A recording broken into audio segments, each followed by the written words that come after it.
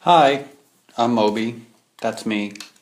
You can see the shadow there. That's me holding the camera.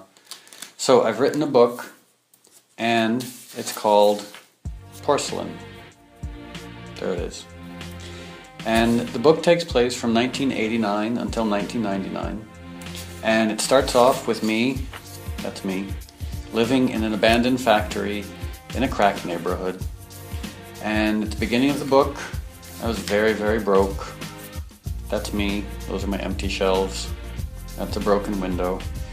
I was making around $3,000 or $4,000 a year and living in this abandoned factory. And I had no running water, no bathroom. But I did have the ability to make music because I had a tiny little studio in the abandoned factory. That's me. And I also spent a lot of time practicing my DJing, because all I really wanted was to move to New York and get a job as a DJ and get a record deal. I also spent my time teaching Bible study because I was a very serious Christian. Some helicopter or something going overhead. So that's me teaching Bible study to people. Then I got a big break. I got a job DJing in New York City, which is what I'd always wanted. That's New York City there. And this was New York City in 1989, 1990. And it was a dark, dangerous, crack-filled, gang-filled, cheap, filthy place.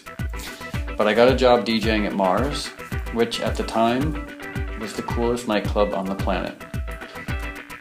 I didn't know how to draw myself DJing there, so that's, imagine DJing.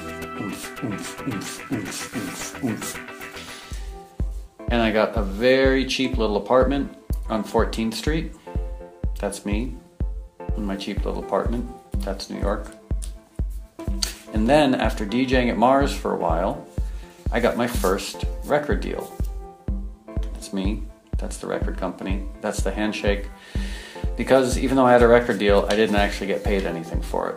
Which was okay though, because I was living in New York, I was DJing at the coolest club in the world, and I had a record deal.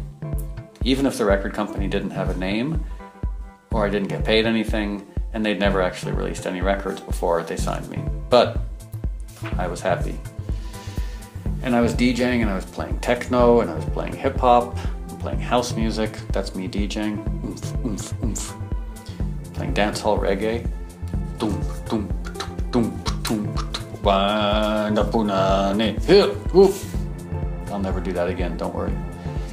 I even found myself DJing at sex clubs, which was very strange because I was a very serious Christian.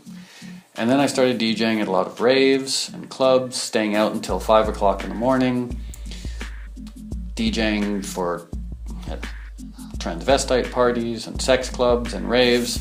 And the whole time, I was a serious Christian, teaching Bible study, reading the Bible, and praying.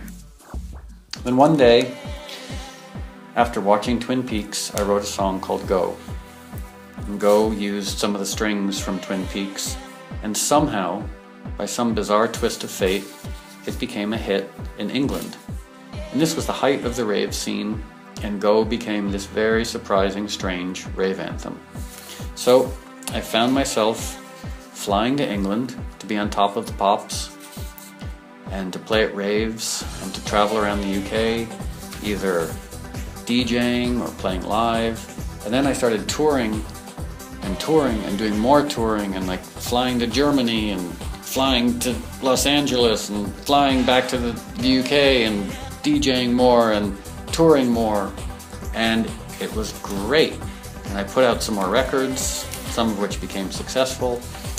And the whole time I was sober, that's sober, and I was a Christian. This went on for a few years of putting out records and having bad relationships, and it was very exciting. And then one night, New Year's Day, 1995, I was in San Francisco. I don't know why Florida looks so big. It's kind of like a gigantic nose or something.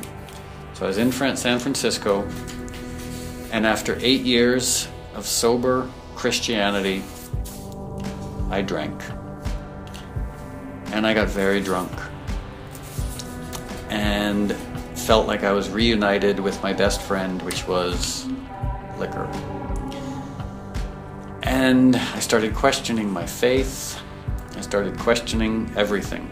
I didn't question my veganism. I'd been a vegan since 1987, but everything else I questioned. I questioned dance music. I started dating some very questionable people, some strippers, some prostitutes, and just drank pretty much the whole time.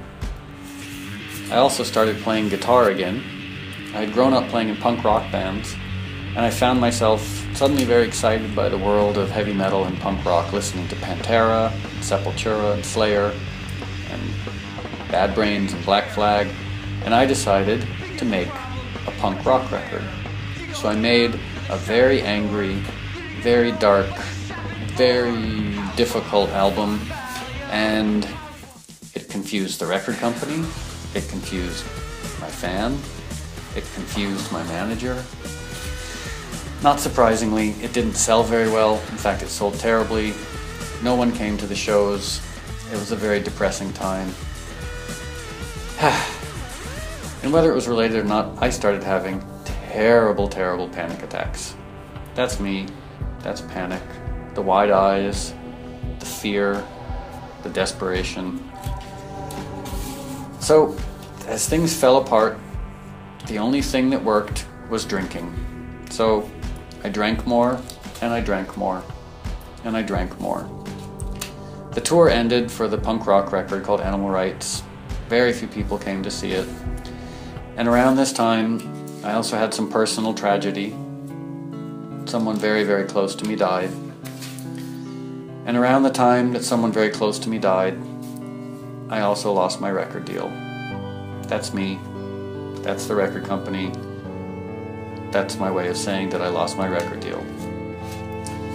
So, I found myself, 1998, in this drunken, panicking hole without a record company, in the city of my dreams, but the city that was becoming harder and harder for me to live in. And I decided to write my one last album. So I went into my studio, and I started writing music. And I came up with some songs like Porcelain, and Why Does My Heart Feel So Bad, and Natural Blues.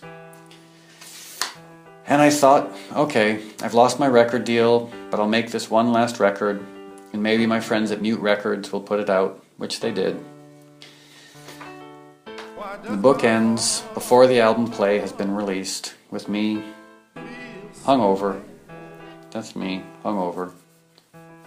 In New York, the city of my dreams.